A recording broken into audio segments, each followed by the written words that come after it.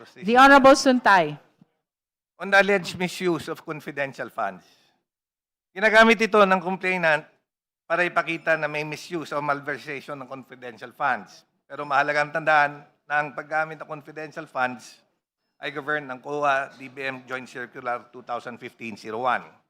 Sa circular na ito, kinikilala na ang confidential funds ay ginagamit para saan? Surveillance activities, intelligence gathering, informant payments. Dahil dito, cash transactions talaga lahat yan. So hindi porket may mga cash transactions o may movement ng funds, ibig sabihin, meron ng malversation o merong corruption na nangyayari. Hindi rin pwedeng sabihin, bakit nagastos yung pera in 11 days as alleged? Dahil ang spending, yung bilis ng paggastos, hindi naman automatic, ibig sabihin, illegal na. Confidential operations often require immediate payments to sources like informants. Ang mas mahalagang problema sa complaint ay hindi nito pinapakita kung saan napunta ang pera. May personal benefit ba na pumunta o nakuha ang Vice Presidente? Wala sa complaint allegations na tumanggap siya ng bahagi ng pera. Walang nakasaad na may asset bang nabili using that funds. May bank transfer ba papunta sa kanya? Ang reliance ng complaint, kung babasahin natin, mula sa mga COA audit findings. Audit observation memorandum, notice of suspension, notice of disallowance. Pero sa ilalim ng COA audit rules, ano ba yung audit observation memorandum? Preliminary observation lang ito. Ano yung notice of suspension? Pagkulang ang dokumento. Ano yung notice of disallowance? Administrative finding. Pero ito, subject to appeal. Madam Chair, point of order muna. There's a point of order. Honorable Suntay, let's hear the point of order of the Honorable Abante. Yung ba pinag-uusapan natin? Ano ko yung ba pinag-uusapan natin? This is about confidential fund. Oo. Yes, this is about confidential Ang funds. pinag-uusapan natin kanina, Madam Chair, Kung this is tendre regarding lang, confidential Let's, funds. Nagpapa- let's Papaliwanag allow pa the ako eh. Honorable Abante to finish the point of order. ang pinag-uusapan natin kanina, kung yung office ng Secretary of Education, saka yung Vice President's office, impeachable offense ba yun? Madam Chair, Ang pinag-uusapan yun. Dali lang, nagsasalita pa Kindly ako. wait eh. until he Ano, ano? finishes. No. Binapaliwanag mo kung paano ginamit ang confidential fund. Hindi pa naman pinag-uusapan yan eh. Pangalawa, paliwanag. Dapat yan pinag-uusapan yan sa impeachment court. Hindi dito. Madam Chair, yun lang. For the guidance of the Honorable Abante, there are allegations as to misuse of confidential fund in the office of the Department of Education with the Vice President as Secretary of Education. So, it is my humble submission that the manifestation of the Honorable Suntay is aligned to the deliberation on the second ground of the fourth impeachment complaint. The point of order is overruled. Thank you very much, Madam The Honorable Chair. Suntay may proceed. And to my good friend, Congressman Abante, if I may continue. You may. Thank you. Hindi ito automatic proof ng graph o malversation.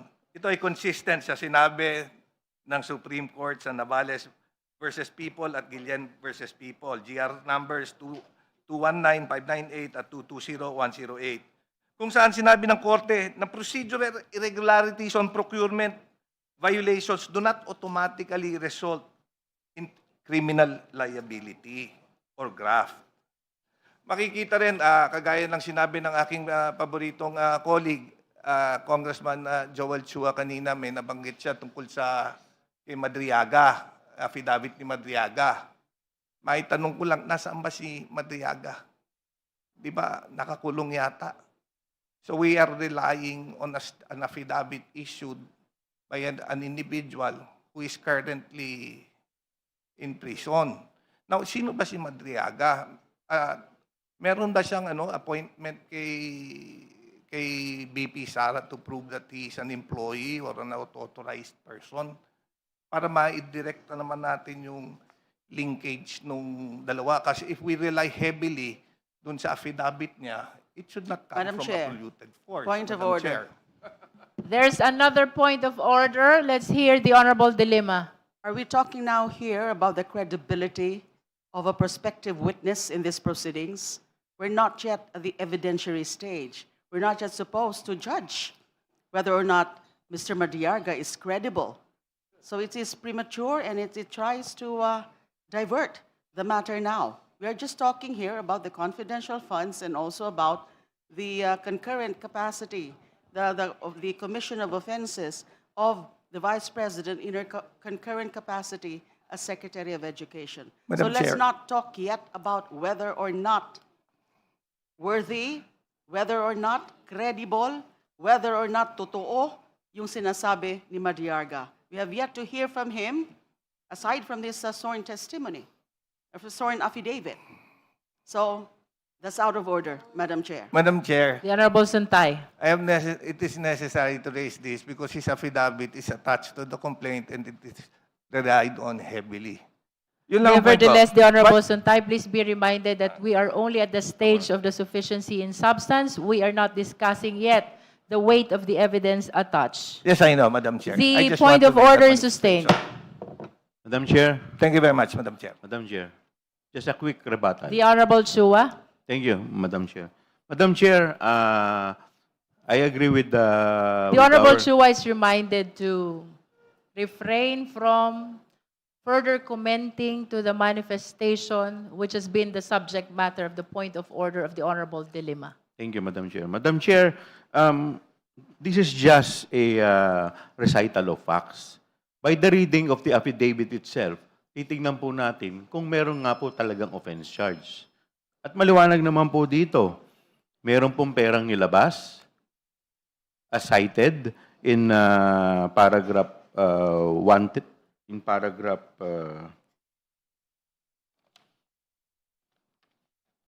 in paragraph 1, 2, 3 of the complaint. And ito pong 125 million na binabanggit dito, sinabi rin po sa paragraph 125 ay pinasa sa kay certain Dante La Chica.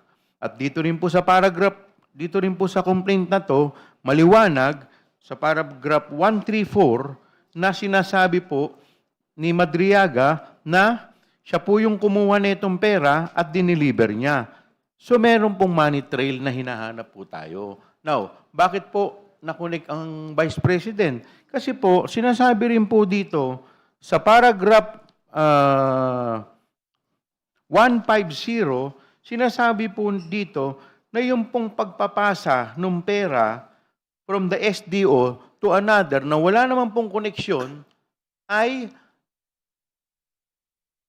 upon the instruction of the Vice President. Now, dito rin po sa ating affidavit, nakalagay rin po dito at dinefine din po dito kung ano po ang definition o element ng graft and corruption. Nakalagay po yan sa paragraph 146. RA number 3019, paragraph 3A, penalizes public officers who persuade, induce, or influence another public officer to perform an act constituting a violation of rules and regulation. Definitely, yung pagpupunta po ng pera from one person other than the SDO is a violation of rules and regulation. Thank you po. Madam Chair, a quick Thank you. reply. Before I call the Honorable Suntay, let me finish first with the list. The Honorable Nasal and then the Honorable Acosta.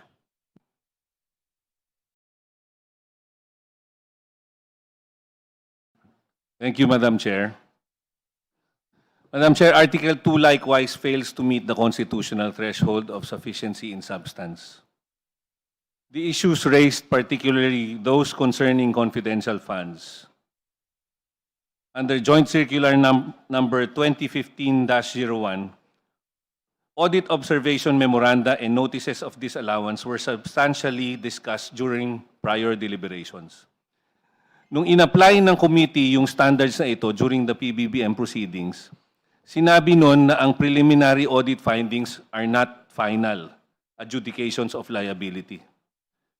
Audit observation memoranda and notices of disallowance remain appealable and subject to administrative and judicial review. Kaya standing alone, kitang-kita na these do not establish graft malversation or betrayal of public trust. Rapid liquidation by itself is not per se unlawful. Cash handling is intrinsic to the nature of confidential and intelligence funds. What must be pleaded are ultimate facts of unlawful conversion, personal appropriation, manifest bad faith, or a specific amount personally received by the respondent. Pag binasa yung complaint, wala naman naka-allege dito na essential elements. Puro inferences lang ang meron. Inference is not an ultimate fact. For these reasons, Article 2 likewise fails the insufficiency in substance threshold. Thank you, Madam Chair.